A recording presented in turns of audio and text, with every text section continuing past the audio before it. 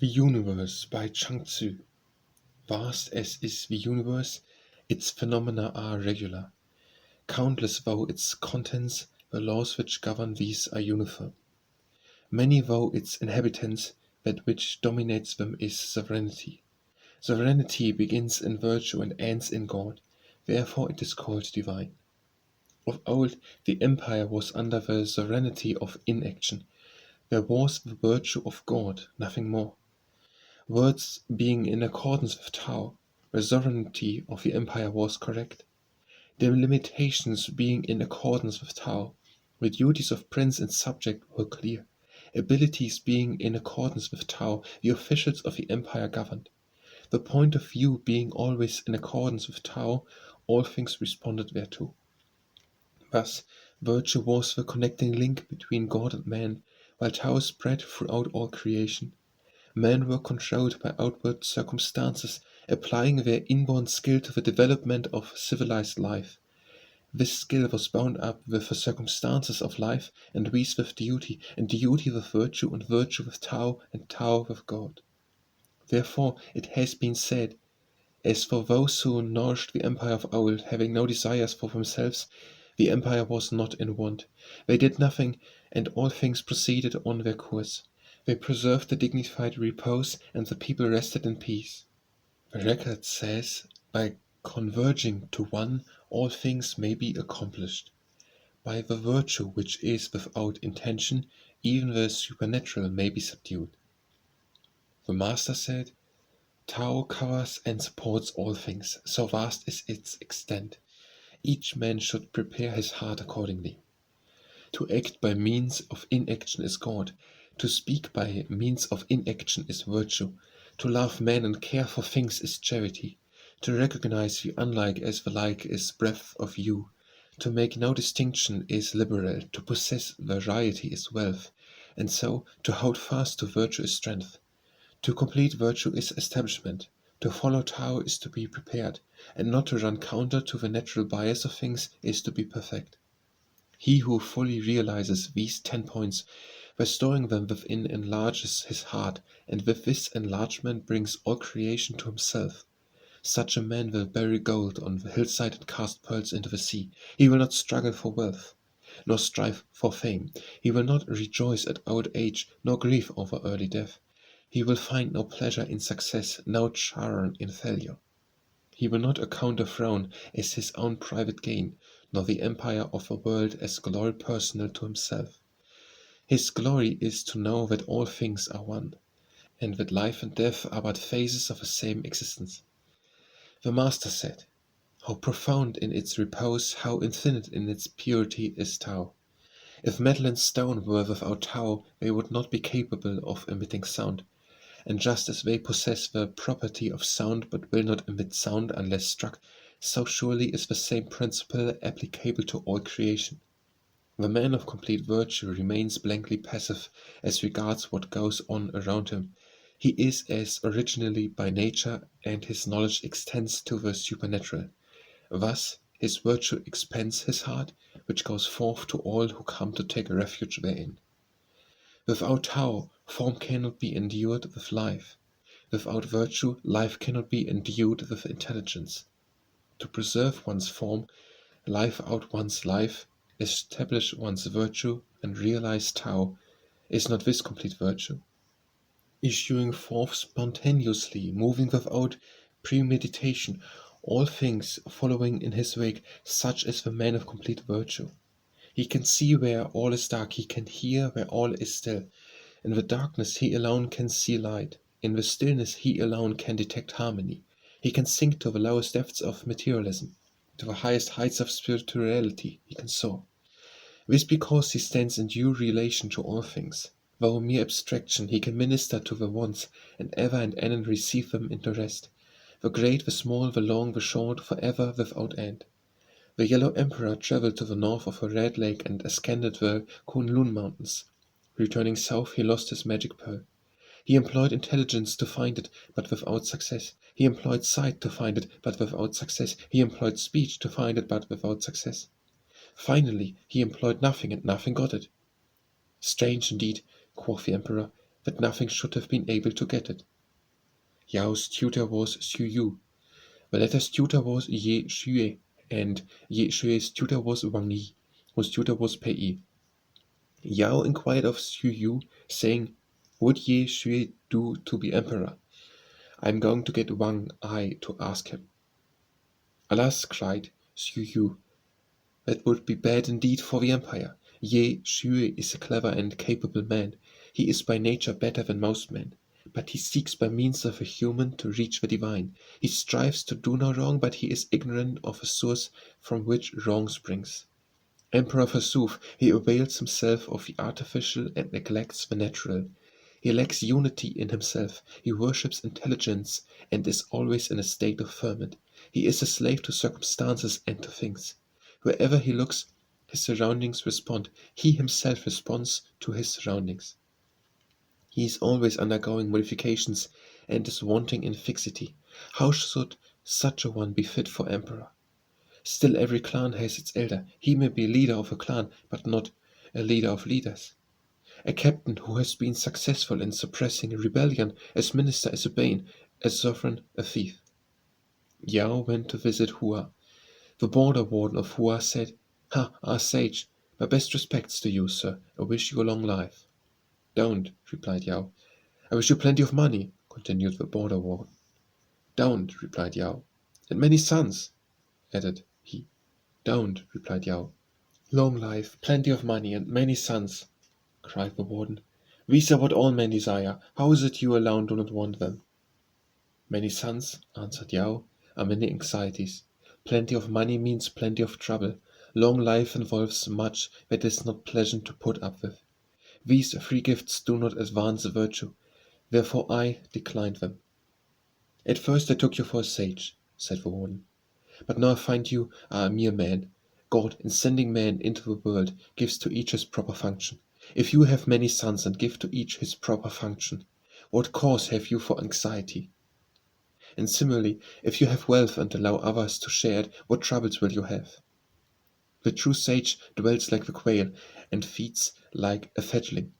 He travels like the bird, leaving no trace behind. If there be Tao in the empire, he and all things are in harmony. If there be not Tao, he cultivates virtue in retirement. After 1,000 years of this very world, he mounts aloft, and riding upon the white clouds passes into the kingdom of God, whither the three evils do not reach, and where he rests secure in eternity. What is there to put up with in that?" Thereupon the border wardens went out, and Yao followed him, saying, "May I ask?" To which the warden only replied, "Begone." When Yao was emperor, Po Sheng Tzu Kao was one of his vassals. But when Yao handed over the empire to Shun and Shun to the great Yu, Po Sheng Tzu Kao resigned his fief and betook himself to agriculture. The great Yu, going to visit him, found him working in the fields, whereupon he approached humbly, saying, "When Yao was emperor, you, sir, were a vassal. But when Yao handed over the empire to Shun and Shun to me, you resigned your fief and betook yourself to agriculture. May I inquire the reason of this?" "When Yao ruled the empire," said Tzu Kao, "the people exerted themselves with reward and behaved themselves with punishment. But now you reward and punish them, and yet they are not good. From this point virtue will decline, the reign of force will begin, and the troubles of after ages will date their rise. Away with you, do not interrupt my work." And he quietly went on plowing as before. At the beginning of the beginning, even nothing did not exist. Then came the period of the nameless. When one came into existence, there was one, but it was formless. When things got that by which they came into existence, it was called their virtue. That which was formless but divided, thou without interstice, was called destiny. Then came the movement which gave life, and things produced in accordance with the principles of life had what is called form. When form encloses the spiritual part, each with its own characteristics, that is its nature. By cultivating this nature, we are carried back to virtue, and if this is perfected, we become as all things were in the beginning. We become unconditioned, and the unconditioned is great. As birds join their beaks in chirping, and beaks to chirp must be joined, So he was joined with the universe without being more conscious of it than an idiot. This is the divine virtue. This is accordance with the eternal fitness of things. Confucius asked Lao Tzu, saying, there are persons who cultivate Tao according to fixed rules of possible and impossible, fit and unfit, just as the schoolmen speak of separating hardness from whiteness, as though these could be hung up on different pegs. Could such persons be termed sages? That, replied Lao Tzu, is but the skill of a handicraftsman, wearing out body and soul alike. The powers of a hunting dog involve it in trouble. The cleverness of a monkey brings it down from the mountain. Shui, what I mean you cannot understand, neither can you put it into words. Those who have a head and feet, but no mind nor ears, are many. Shiu, what I mean you cannot understand, neither can you put it into words. Those who have a head and feet, but no mind nor ears, are many. Those who have a body without a body or appearance of one, and yet there they are none. Movement and rest, life and death, rise and fall, are not at the beck and call of man. Cultivation of self is in his own hands. To be unconscious of objective existence and of God, this is to be unconscious of one's own personality, and he who is unconscious of his own personality combines in himself the human and the divine. Chiang Lumian went to see Chi Che and said, the Prince of Lu begged me to instruct him, but I declined. However, he took no refusal, so I was obliged to do so. I don't know if I was correct in my doctrine or not. Please note what I said. I told him to be decorous and thrifty, to advance the public spirit and loyal, and to have no partialities. Then I said no one would venture to oppose him. Shi She sniggered and said, your remarks on the virtues of princes may be compared with a mantis stretching out its feelers and trying to stop a carriage, not likely to affect the object proposed. Besides, he would be placed himself in the position of a man who builds a lofty tower and makes a display of his valuables, where all his neighbors will come and gaze at him. Alas, I fear I am but a fool, replied Chiang Lumian. Nevertheless, I should be glad to be instructed by you in the proper course to pursue. The government of a perfect sage, explained Shishe, consists in influencing the hearts of the people so as to cause them to complete their education, to reform the manners, to subdue the rebel mind, and to exert themselves one and all for the common good. This influence operates in accordance with the natural disposition of a people who are thus unconscious of its operation. He who can so act has no need to humble himself before the teachings of Yao and Shun. He makes the desires of the people coincident with virtue, and their hearts rest therein. When Tzu Kung went south to the Shu state on his way back to the Qin state, he passed through Han Yen. There he saw an old man engaged in making a ditch to connect his vegetable garden with the well. He had a pitcher in his hand, with which he was bringing up water and pouring it into the ditch, great labor with very little result.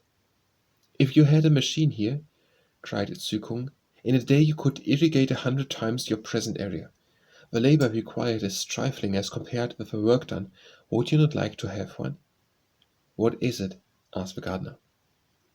It is a contrivance made of wood, replied Tzu Kung, heavy behind and light in front. It draws up water as you do with your hands, but in a constantly overflowing stream.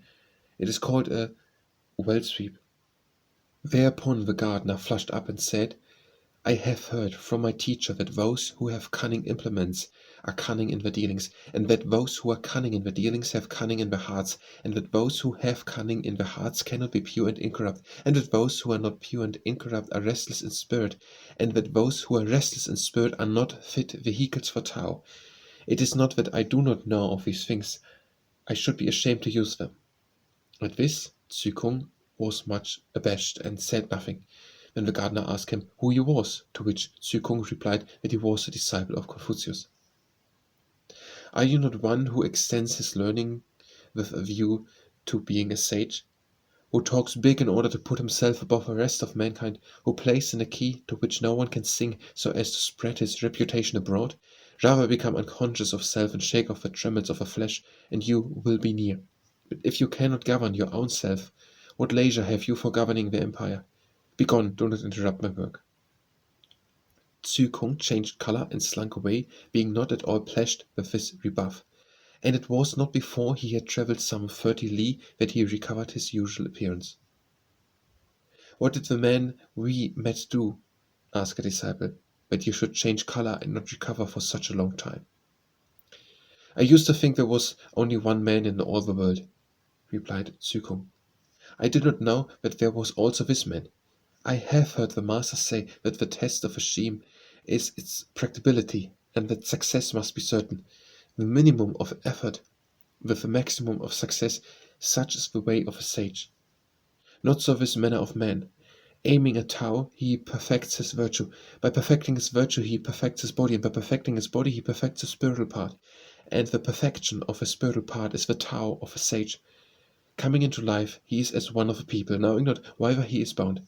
How complete is his purity! Success, profit, skill, these have no place in his heart. Such a man, if he does not will it, he does not stir. If he does not wish it, he does not act. If all the world praises him, he does not heed. If all the world blames him, he does not repine. The praise and the blame of the world neither advantage him nor otherwise. He may be called a man of perfect virtue. As for me, I am but a mere creature of impulse."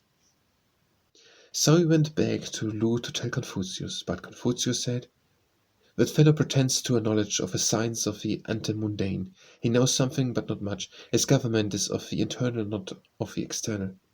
What is there wonderful in a man by clearness of intelligence becoming pure, by inaction reverting to his original integrity, and with his nature and his spiritual part wrapped up in a body passing through this common world of ours? Besides, to you and to me the science of the antemundane is not worth knowing." As Chun Mang was starting eastwards to the ocean, he fell in with Yuan Feng on the shore of the eastern sea. "Whither bound?" cried the latter. "I am going to the ocean," replied Chun Mang. "What are you going to do there?" asked Yuan Feng. "The ocean," said Chun Mang, "is a thing you cannot fill by pouring in, nor empty by taking out. I am simply on a trip." "But surely you have intentions with regard to the straight-browed people. Come, tell me how the sage governs." "Oh, the government of a sage," answered Chun Mang. "The officials confine themselves to their functions. Ability is secure of employment. The voice of the people is heard, and action is taken accordingly. Men's words and deeds are their own affairs, and so the empire is at peace. A beck or a call, and the people flock together from all sides. This is how the sage governs." "Tell me about the man of perfect virtue," said Yuan Feng. "The man of perfect virtue," replied Chun Mang, "in repose has no thoughts, in action no anxiety. He recognizes no right nor wrong, nor good nor bad. Within the four sheaths, when all profit, that is his pleasure. When all share, that is his repose. Men cling to him as children who have lost their mothers. They rally round him as wayfarers who have missed their road. He has wealth and to spare, but he knows not whence it comes. He has food and drink more than sufficient, but knows not who provides it. Such is a man of virtue." "And now," said Yuan Feng, "tell me about the divine man." "The divine man," replied Chun Mang, "rides upon the glory of the sky where his form can no longer be discerned. This is called absorption into light. He fulfills his destiny. He acts in accordance with his nature. He is at one with God and man. For him all affairs cease to exist, and all things revert to the original state. This is called envelopment in darkness." Men Wu Kuei and Shi Shang Man Shi were looking at Wu Wang's troops. "He is not equal to the great Yu," said the latter, "and consequently we are involved in all these troubles." "May I ask," replied Men Wu Kuei, "if the empire was under proper government when the great Yu began to govern it, or had he first to quell disorder and then to proceed to government?" "If the empire had been under proper government," said the other, "what would there have been for the great Yu to do? He was as ointment to a sore. Only bald men use wigs. Only sick people want doctors. And the sage blushes when a filial son with an anxiety look administers medicine to cure his loving father. In the golden age, good men were not appreciated. Ability was not conspicuous. Rulers were mere beacons, while the people were free as the wild deer. They were upright without being conscious of duty to their neighbors. They loved one another without being conscious of charity. They were true without being conscious of loyalty. They were honest without being conscious of good faith. They acted freely in all things without recognizing obligations to anyone. Thus, their deeds left no trace, their affairs were not handed down to posterity. A filial son does not humor his parents. A loyal minister does not flatter his prince. This we esteem of filial pity and loyalty. To assent to whatever a parent or prince says, and to praise whatever a parent or prince does, this is what the world calls unfilial and disloyal conduct, though apparently unaware that the principle is of universal application. For though a man assents to whatever the world says and praises whatever the world does, he is not dubbed a toady, from which one might infer that the world is severer than a father and more to be respected than a prince. If you tell a man he is a wheedler, he will not like it. If you tell him he is a flatterer, he will be angry. Yet he is everlastingly both. But all such sham and pretense is what the world likes, and consequently people do not punish each other for doing what they do themselves. For a man to arrange his dress or make a display or suit his expression so as to get into the good grace of the world, and yet not call himself a flatterer, to identify himself in every way with the yeas and nays of his fellows, and yet not call himself one of them, this is the height of folly. A man who knows that he is a fool is not a great fool. A man who knows his error is not greatly in error. Great error can never be shaken off. A great fool never becomes clear-headed. If three men are traveling and one man makes a mistake, they may still arrive at their destination, error being in the minority. But if two of them make a mistake, then they will not succeed, error being in the majority. And now, as all the world is in error, I, though I know the true path, am alas unable to guide. Grand music does not appeal to vulgar ears. Give them the Sheyang of a Huanghua, and they will roar with laughter. And likewise great truths do not take hold of the hearts of the masses. And great truths not finding utterance, commonplaces carry the day. Two earthen instruments will drown the sound of one metal one, and the result will not be melodious. And now, as all the world is in error, I, though I know the true path, how shall I guide? If I know that I cannot succeed and yet try to force success, this would be but another source of error. Better then to desist and strive no more. But if I strive not, who will? An ugly man who has a son born to him in the middle of the night will hurry up with a light, in dread lest the child should be like himself. An old tree is cut down to make sacrificial vessels, which are then ornamented with color. The stump remains in the ditch. The sacrificial vessels and the stump in the ditch are very differently treated as regards honor and dishonor. Equally, as far as destruction of the wood's original nature is concerned, similarly, the acts of Robert Shea and of Tseng and Shi are very different. But the loss of original nature is in each case the same. The causes of this loss are 5 in number. These, the 5 colors confuse the eye, and the eyes fail to see clearly. The 5 sounds confuse the ear, and the ear fails to hear accurately. The 5 scents confuse the nose and obstruct the sense of smell. The 5 tastes cloy the palate and vitiate the sense of taste. Finally, likes and dislikes cloud the understanding and cause dispersion of the original nature. These 5 are the banes of life, yet Young and me regarded them as the summum bonum. They are not my summum bonum, for if men who are thus fettered can be said to have attained the summum bonum, then pigeons and owls in a cage may also be said to have attained the summum bonum. Besides, the stuff once inside with likes and dislikes and sounds and colors to encompass one's outside, the fur caps, feather hats, the carrying of tablets or girding of sashes, full of rubbish inside while swathed in magnificence without, and still to talk of having attained the summum bonum. Then the prisoner with arms tied behind him and fingers in the squeezer, the tiger or the leopard which has just been put in the cage, may justly consider that they too have attained the summum bonum.